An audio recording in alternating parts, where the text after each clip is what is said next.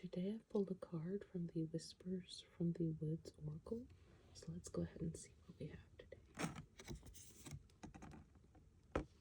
We have Guardianship, Blackthorn.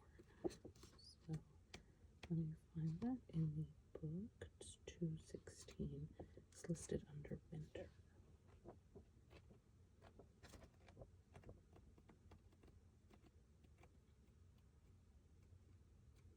And I probably will not read the whole section because each one is actually quite long, which is good if you're reading it on your own, but if you're trying to make a short video, not so much. So keywords are responsibility, creation, and destruction. Guard what you can and surrender to what you cannot. Spirit of the card.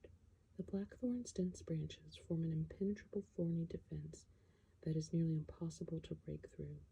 This powerful and formidable tree is early to blossom, covering it in clouds of snow-white, star-shaped flowers.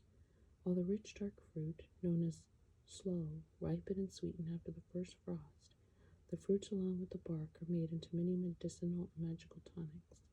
This includes the syrups and sloe gin.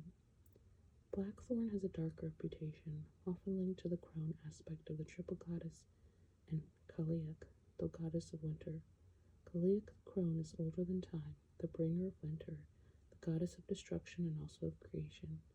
Her staff is said to have created the mountains, lakes, and valleys, and her formidable presence is said to have sent animals into hiding, ensuring their survival throughout the cold winter so they could emerge safely in spring.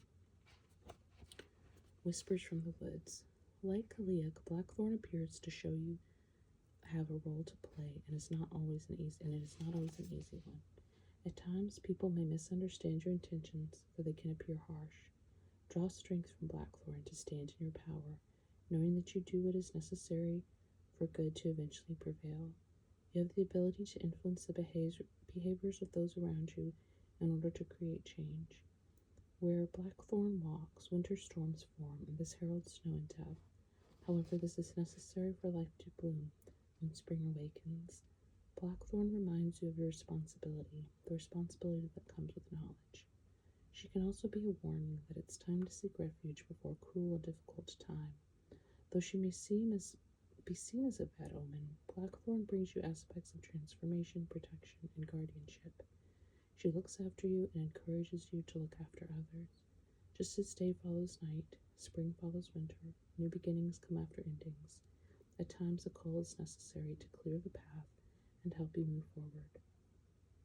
Blackthorn and Cailleach, goddess of winter, lend you spiritual strength and compassion when you must deal with what you cannot avoid. Holding in her hand the seeds of new life through the winter months, Cailleach reminds you that new stages will arise and that wisdom often only comes with age. Her powerful and forthright energy will help you guard what you can and surrender to what is out of your control. She will guide you during life's hardships and transitions. When Blackthorn is paired with its sister Hawthorn, you will magically find a strong healing energy surrounding you. Let's see.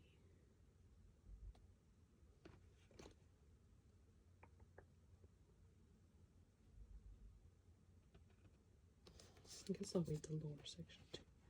Cailleach is known by many names: the bringer of winter, the goddess of the cold, the storm hag, the crone, the veiled one, and the goddess of grain. She rules the winter months until Brigid, the goddess of spring, brings forth spring during Beltane, which falls between the spring equinox and the summer solstice.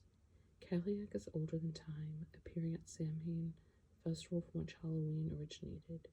She maintains the cold until Imbolc, which is the halfway point between the winter solstice and spring equinox.